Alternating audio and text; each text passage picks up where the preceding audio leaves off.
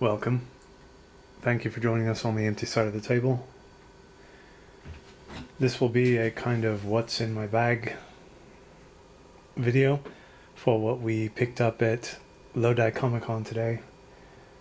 And we didn't get too much. There's another convention we were told by our connection coming up in June, I believe. So we'll probably be going to that one as well as GalaxyCon. And I guess this is kind of a review, a later review, I don't know, of this bag that we've had for a few years now. This is the Heroes and Villains Joker Batman bag, and it's held up quite well. Very sturdy, very well made. I think there was maybe one area where there's, I can't even say the stitching is coming loose, it's just like kind of a piece of string hanging. But other than that, it's performed quite well. You can see we've got some accoutrement things from Comic-Con. This was given to us by a friend who went to pick this up at Wasteland Weekend. It's a bullet shell with crystal in it. Pretty cool, huh? I think this is a yokai of some kind. Person gave that to us. Keychain from Killer Pumpkins, one of our favorite vendors from Comic-Con. We picked up this really cool water bottle from GameStop, of all places. And we picked it up specifically for this bag because it is Batman. Alright, so what did we get? We only got two things. Alright. I think the first thing's in here. Yeah, here we go.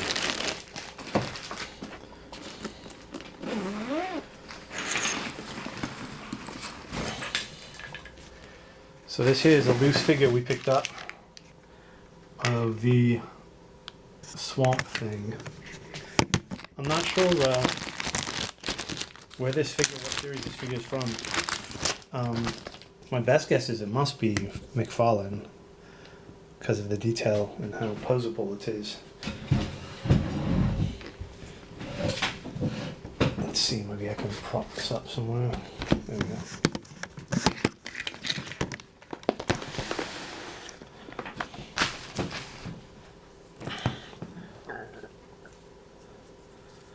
And I do like picking up loose figures because then I can actually play with them. So I've got the really big Swamp Thing. It's like a bit bigger than this from McFarlane. Alright, cool. So shoulders do swing up. And I do got a smaller one. It comes with like extra hands or something. Looks like there's roots coming out of it.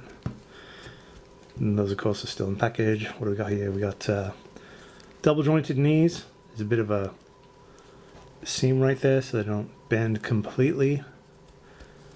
Still pretty nice though. No play in the torso. Look at that.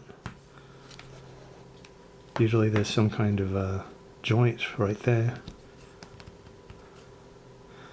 I'm not sure if this figure even came with any kind of accessories. Doesn't look like his wrists are removable. There's no joint here to make them bend. They swivel though. And he swivels at the bicep here. His head tilts up and down, goes side to side. This is a nice figure though. It's a bit pricey, I suppose, for just a loose figure. But there's a vendor I keep running into, and the guy just charges way too much for figures, specifically loose figures. But this is a cool figure. If I get enough of the Justice League Dark characters loose, I'm going to put them all together, make a nice diorama or something. Alright, so the next thing that we picked up...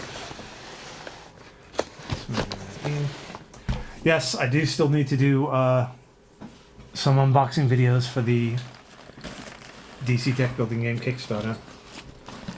Particularly the Flashpoint mini expansion and the Rivals, Shazam, Black Adam.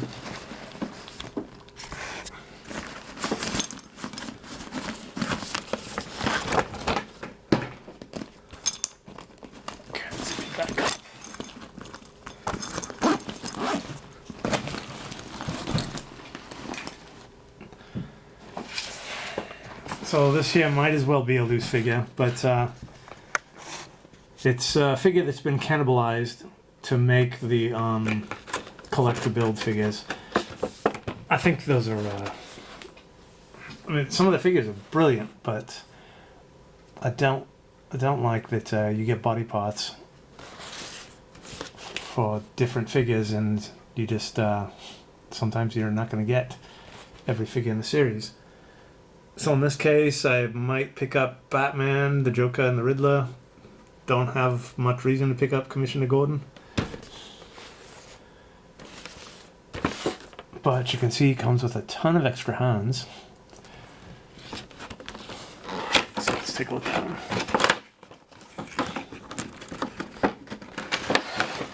And then they'll sell the figure, the cannibalized, the Build-A-Figure, for like $200 in some cases. That's pretty ridiculous. But I love this iconic look for the Joker here. Alright, so these things haven't been snapped off yet.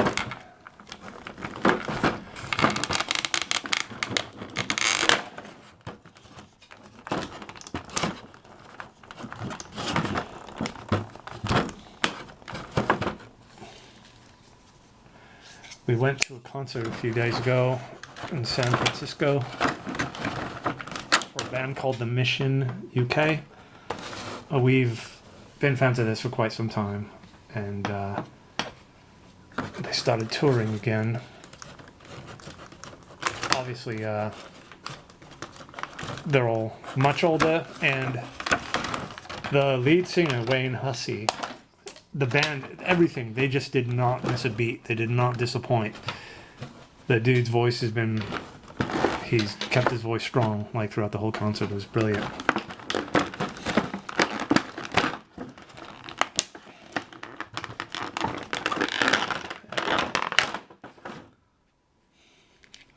Oh, nice. So his coat is a wee bit rubberized. It's got some play in the shoulders. Swivels at the elbow. Wrist bends a wee bit. Not gonna mess with that though. Those pins are quite tiny. Let's see about the head. Really cool. So I'm thinking that I'll just keep this out of the package, leave the hands in if I can find something cool for him to hold. We'll give it to him. He'd look good with a cane, actually. But I guess that's more Riddler's thing. This is a nice figure though. The knees, okay, yeah, they're not double jointed. Not that they need to be. I don't think Joker's one for. Oh, and his legs open. That's cool. Joker's not one for dynamic poses, usually. Really cool. So we'll try to shotgun some videos while we got some time on our hands. We'll do an unboxing of the Justice League Dark Kickstarter and a quick review, I guess, of a recent comic book series we picked up. This is Batman Dylan Dog. So I knew vaguely about Dylan Dog. He is from Italian comic books, and if you've ever seen the, I guess you could call it, independent horror film called Cemetery Man, it has very, very, very, very, very loose connections to Dylan Dog, but if you know anything about the character, you can definitely see some resemblance in the story and things like that. He calls himself a nightmare detective, so he does a lot of things with like zombies and witches and stuff like that. This is my first foray of the character into comic books, though. Most of his comics are in Italian. I think there's some graphic novels that have been translated to English. And the second one, it's got Etrigan, the demon, and Constantine. And what I've read of this so far, I like it quite a lot. The artwork is stunning. It's really cool. The story is also quite nice, and it's Batman in Europe, which is where he runs across Dylan Dog. Has a bit of a noir look to it, which I also like. I'll thumb through this one really quick. The Joker makes an appearance because I guess he has a connection with a rival of Dylan Dog's. Yeah, see. Dr. Zabris, I think his name is. This is a flashback here. So, I mentioned Cemetery Man. If you get the chance to check it out, I think it's brilliant. But I learned that the artist, the original artist, possibly writer for Dylan Dog, based his look around an actor named Rupert Everett. He is a British actor. And looking at like this panel here, and then you see Rupert Everett, it's there's quite a resemblance. And also Cemetery Man, I just lost my train of thought, I'm sorry, because I got distracted by Groucho here. His partner, who he calls Groucho in the Italian comics, pretty much his function is to hold the gun for him. And he has little, one-liners and quirky quips and things like that. But this is a stunning, stunning comic book, really. I'm quite happy with it, and I look forward to reading the rest of the series when it comes out. Really well done. I know it's part of his character, but they write Batman as a dick. And I get it, that's his thing. He had the whole contingency plan for defeating the Justice League. And in this case, he calls Dylan an amateur. And you think, okay, new city, he doesn't know the people. But then later on you discover, he did all his background study and everything like that. He knows this dude and what he does. And that he's good at it. But he calls him an amateur. So, that's... I don't know. I mean, I don't expect him to be nice or whatever, but you would think he would have some kind of professional respect or courtesy. But those are my own stupid morals. This is a comic book. It's not even the real world, yeah? Okay. So, Batman, Dylan Dog, brief review. This is a brilliant, brilliant comic. And the original creator right here, I'm guessing, is Sergio Bonelli, editor. But let's take a look inside just to make sure. I would hate to not give the person credit. Batman, Dylan Dog, story and script, art, colorist. Here we go. Editors. Batman created by, here we go. Dylan Dog created by Tiziano Sclavi. I'm sorry if I butchered that name, but there's the creator right there. Okay.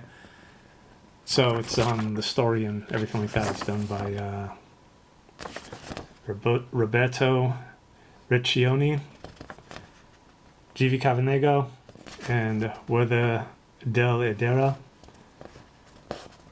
Really cool. If you're a fan at all, check this out. Okay, we're going to wrap this up and try to do another video. Thank you for joining us. Stay healthy. Always be kind.